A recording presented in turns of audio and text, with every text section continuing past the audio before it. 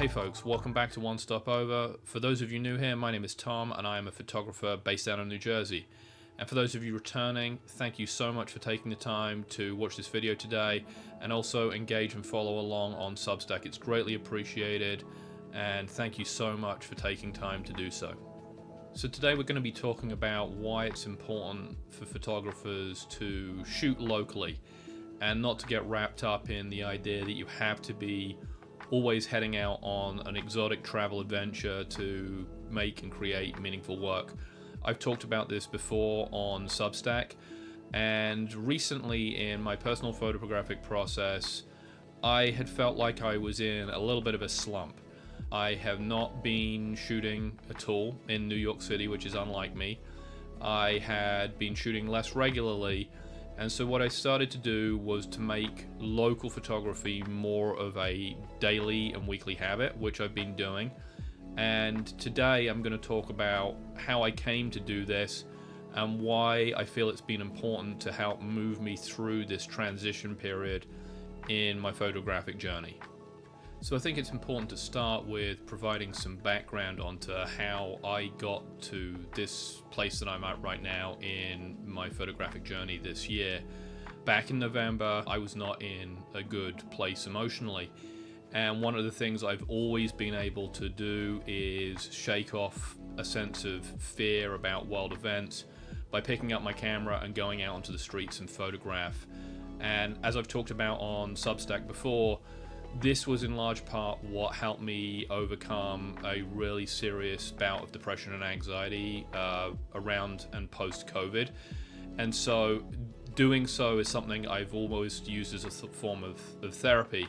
I picked up my camera and I head into the city the end of November, and what I found was this kind of sense of feeling that I had not experienced in New York. And it was almost like the city and the people were in a state of mourning. I went to places that were normally vibrant and buzzing with energy and excitement, like Washington Square Park, and there was just this sort of sense of fear and nervousness in the air with the people there.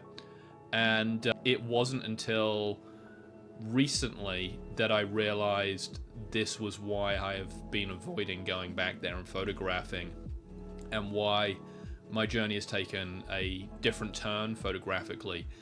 So after this, I was kind of looking for other things to do, and I had a fantastic trip planned to Iceland with my wife.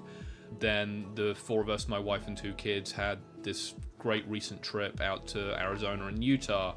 What I was missing was the regular day-to-day or weekly habit of photographing regularly, which is what I'd been in the habit of prior to November.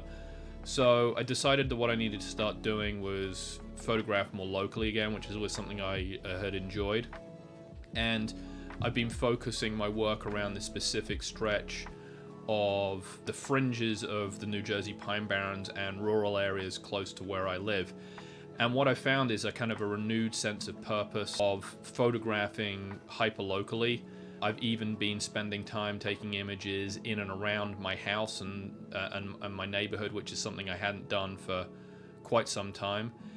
And with this, it's given me more direction, and it also made me realize why I'd stepped back from more traditional street work.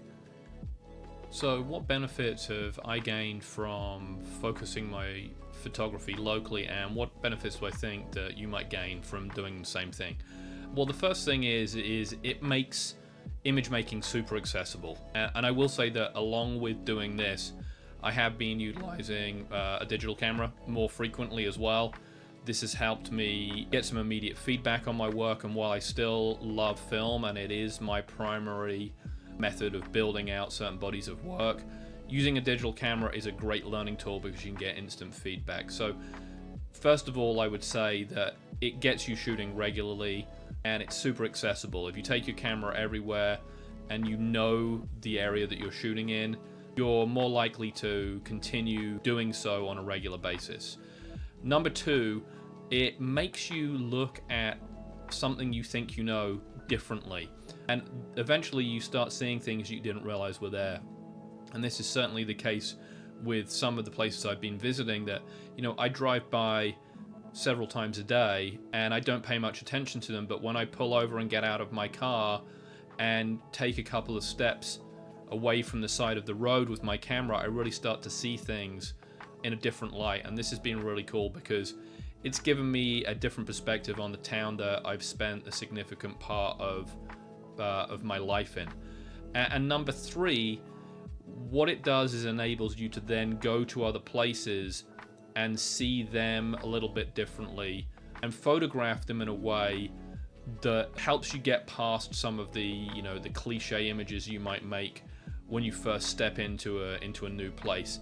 Because you built up this skill set of looking a little bit deeper, I think it translates directly over when you're approached with somewhere new.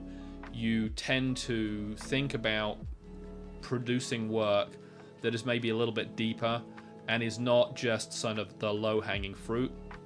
What I'm finding as I go through this process is I'm already discovering new and old themes in the things I'm drawn to photographing, and it's also made me go back and look at the work of some of the photographers that I hold personally dear to my heart. The work of Walker Evans comes to mind, Robert Frank. I've talked before about how pivotal coming across Matt Black's American Geography book was to me when I first started using a camera in a more intentional manner. And going back and looking at this work has really helped me kind of figure out where I want my work to go over the next couple of years. And that does still involve street photography in New York. But I also think it's an interesting juxtaposition when you take images from a body of work like that and then you compare them against the sort of quieter, more serene moments that I can often find very close by to my house. So I'm excited for this part of my journey. I'm really excited because I also have an upcoming trip to Europe with my family, and probably by the time this video comes out, we'll either be there or we'll be back at the end of August. We're going to be spending time traveling through Germany, Switzerland and Austria together, combination of driving and utilizing trains, and the plan is to stay in hostels so that our kids get an experience similar to what we had when we were younger.